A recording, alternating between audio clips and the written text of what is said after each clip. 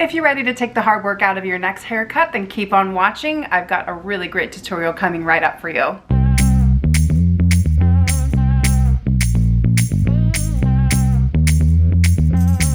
What's up guys, my name's Ambrosia Carey. I am a salon owner and a marketing strategy expert in the beauty industry. I'm bringing tutorials every single week to you between hair tutorials and how to grow your business using better marketing strategies and tactics. Make sure you click the like and subscribe button and definitely hit the bell so you can get a notification every single Wednesday when I drop a new video your way. I'm going to be showing you guys a French hair cutting technique on Kin. I showed a coloring technique a couple weeks back, and this is the video if you missed it. I'm showing you guys how I use the Air technique using Trust Professional hair products, which I am a brand specialist for. More into this video, make sure that you scroll down below so that you can get the link to the tools that I used in this video, along with a 10% off savings that I'm actually just gifting to you as an educator for this product line. So at least it can help you and your resources, and you can stock up on whatever you need.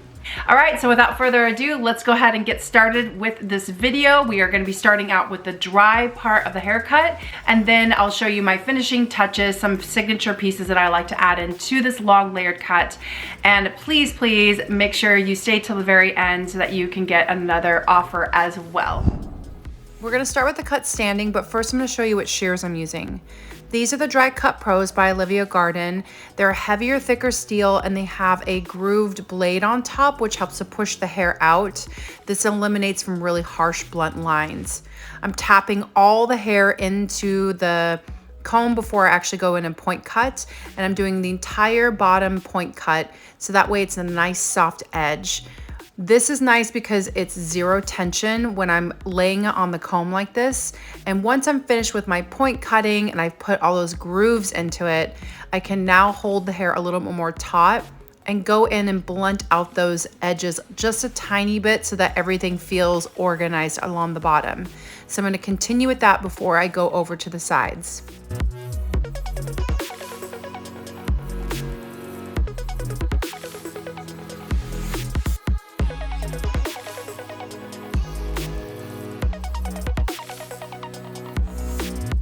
So as you can see, I split the hair in half and I brought it forward, and this becomes my guide for the sides of the head.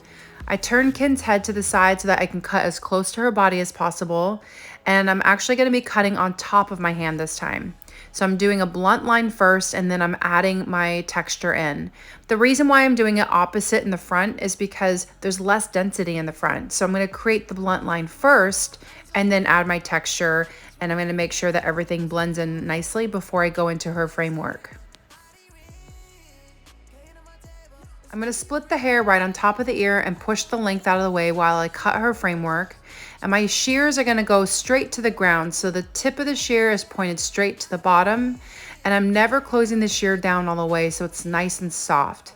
Now I'm going to split it, and if you actually push it, you'll have a natural part line that splits right where the recession line is. I'm going to mimic the marionette line on her face, so my shear is going to open all the way, and I'm going to feed that hair into the base of the shear so it's nice and soft as well. This creates a nice natural flow, and when she pulls her hair back, she'll have a little fringe around the face and everything still blends. Now I'm going to repeat the same thing on the other side and do exactly what I did just a second ago.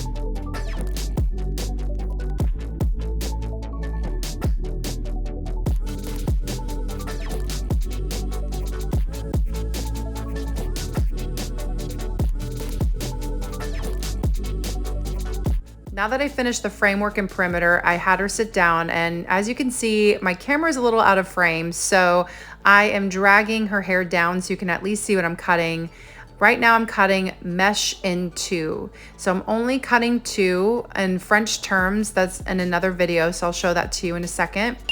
But that becomes my guide for the rest of the length. So I'm dragging everything forward, over directing it, pinching, preparing, and at a 45-degree angle, I'm dragging over the top of her nose and I'm carving short to long. So that became my guide.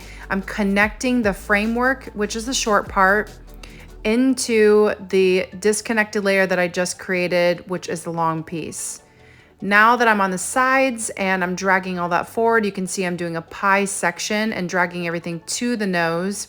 I'm doing some point cutting with my shears for a nice soft transition. So I'm gonna do this on both sides before I finish the rest of the cut.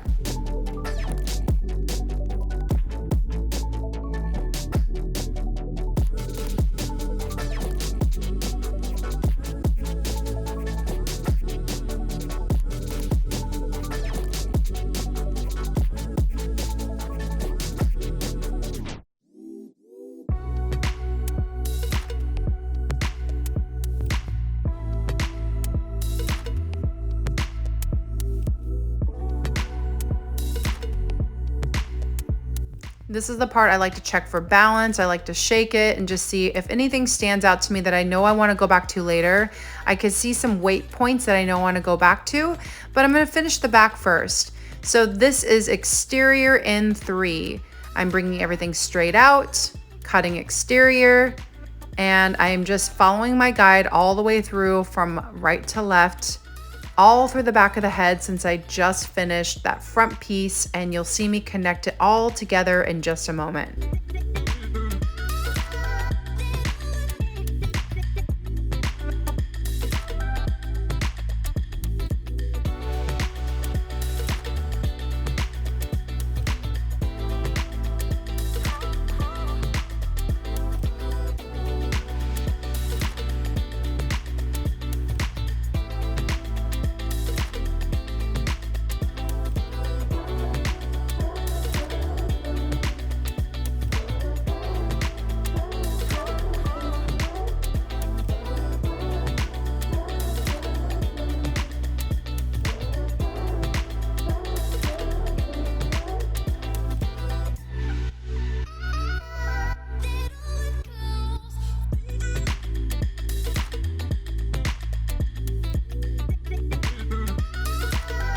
Now comes the signature part of the cut.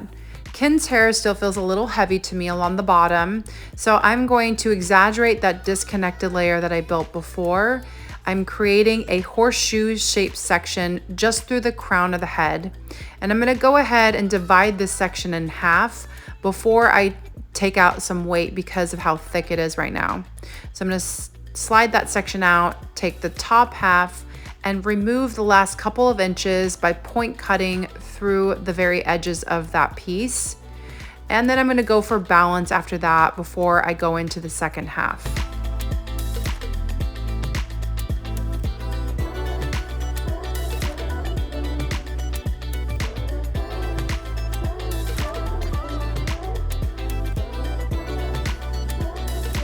Now I'm in the second half of that disconnected layer. I'm gonna do the exact same thing as I was before by removing length off the bottom a couple inches, but this time around, I'm gonna go in with deeper point cutting and carving, so that way when I drop it, you don't see such a dramatic disconnected layer. It's a lot softer.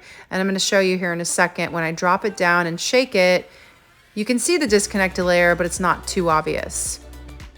Now comes to connecting the framework into the stuff around the ear.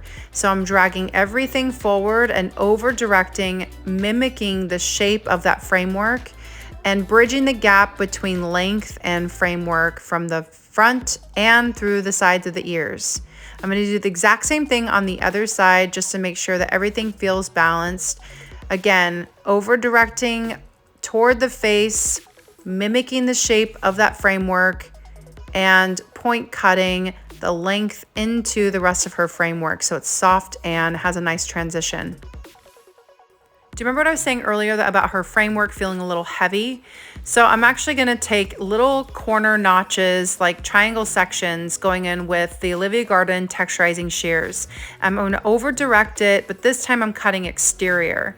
This helps me keep some of my length while still taking weight out.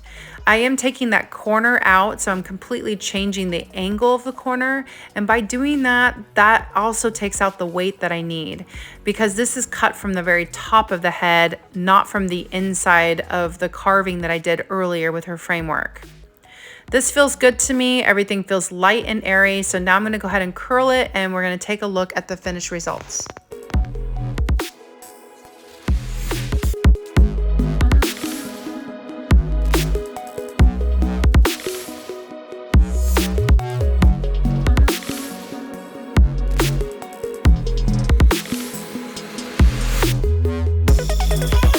As you can see in this video, there are a lot of things that you can add already into what you do in the salon on your own.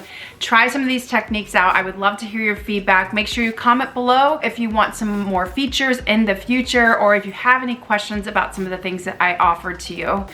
As well, and as promised, I said if you stuck to the end, I wanted to also show you some other way that you can save. We are doing, for the first 5 reviewers for the podcast, which I'll also be linking below, if you leave a review on the podcast and you follow Olivia Garden on Instagram, you will actually get 20% off of all Olivia Garden products on the website. Totally worth leaving a little short review on Apple Podcasts, so I will link that below as well.